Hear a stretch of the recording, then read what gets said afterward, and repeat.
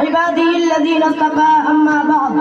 انداز بیاں گرچہ بہت شوق نہیں ہے، انداز بیاں گرچہ بہت شوق نہیں ہے، شاید کہ اتر جائے تیرے دل میں میری بات. محترم بزرگوں اور دوستوں، آپ دنیا پر ایک نگاہ ڈالیے، لوگوں کی آوازوں کو سنیے، آس پاس کی صداؤں پر دھیان دیجیے. آپ کو ایک آواز سب سے زیادہ سنائی دے گی، وہ ہے حقوق طلبی کی آواز.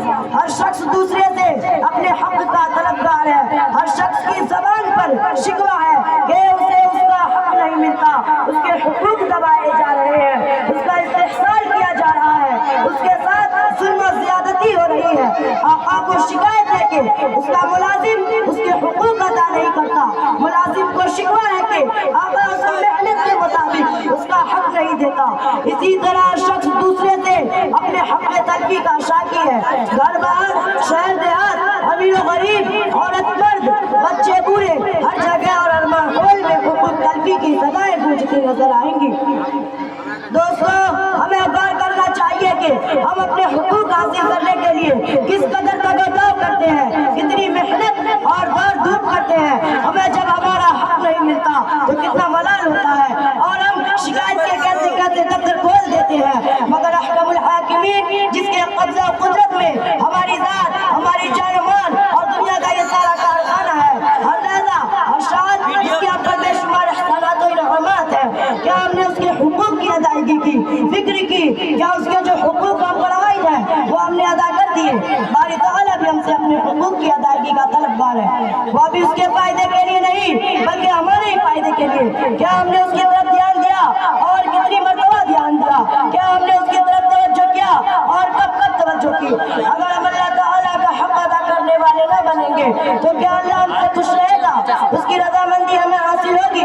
کیا ہم اللہ کے حقوق طلب کرنے کے بعد ہم اللہ کی غضب اور اس کی زبردست پکڑ سے بچ سکیں گے؟ نہیں، ہرگز نہیں.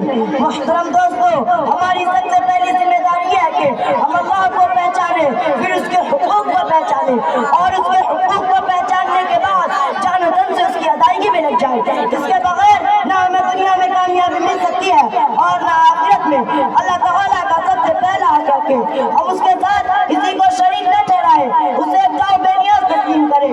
ارشاد باری ہے، قل هو اللہ احد اللہ الصمد. اے نبی کہہ دیجئے کہ اللہ ایک ہے، اللہ بے نیاز ہے. اللہ کی ذات یا صفات میں کسی کو شریک و ساجی قرار دینا شرک ہے اور شرک سب سے بڑا ظلم ہے. ان الشرک لظلم عظیم، بے شک شرک سب سے بڑا ظلم ہے. ہر گناہ کی بخشش ہو سکتی ہے مگر شرک کی بخشش نہیں ہو سکتی. ارشاد ربانی ہے، ان اللہ لا یغفر ان یشرک به ویغفر ما دون ذلک لمن یشاء ومن یشرک باللہ فقد افتری اثما عظیما. بے شک اللہ نہیں بخشے گا اس بات کو کہ اس کے ساتھ شریک ٹھہرایا جائے، اور بخش دے گا اس کے علاوہ جو چاہے گا. اور جو اللہ کے ساتھ شریک ٹھہرائے اس نے بہت بڑا گناہ کا ارتکاب کیا. جس طرح اللہ تعالیٰ کا ہم پر کہہ کے ہم اس کی ذات کو ایک مانے، اس کے ساتھ کسی اور کو خدائی میں شریک نہ کرے. جس طرح اللہ تعالیٰ کو دور و نزدیک کی خبر ہے، ہر کھلی اور چھپی چیز کا علم ہے، کسی اور کے متعلق ہمارا یہ عقیدہ نہ ہو.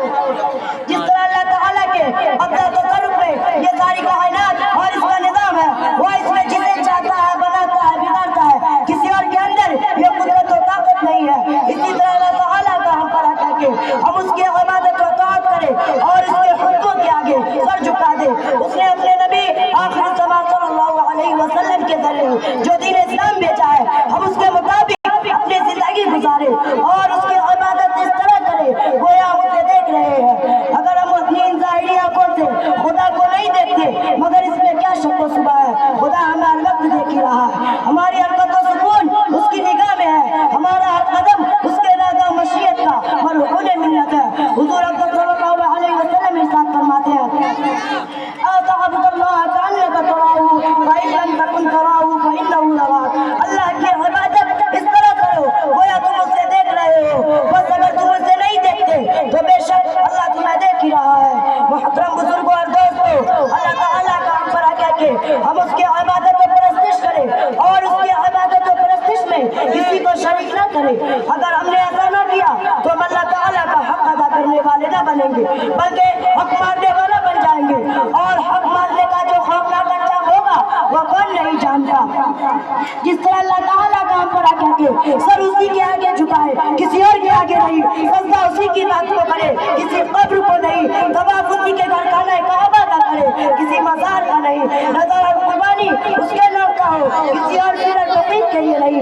حقیقی وحدانیت اور سچی حقوق اللہ کی ادائیگی اسی وقت ممکن ہے جب ہم یہ ساری چیزیں صرف اور صرف اللہ کی ذات کے ساتھ مخصوص کریں. کسی اور کو خواہ وہ خدا کا کتنا ہی مقرب کیوں نہ رہا ہو, اس کا علم نہ جانے. سوچئے کتنی ناسمجھی اور نادانی کی بات ہے. ہمارے کچھ مسلمان بھائی جو بزرگوں کی قبروں کے ساتھ وہ سلوک کرتے ہیں جو خدا کے ساتھ مخصوص ہے. مزارات کو چومنا, ان کا طواف کرنا, مزارات کو سجدہ کرنا, ان پر منتیں مانگنا, چادر بگا کر اس طرح کی بہت سی خرافات میں مبتلا ہے.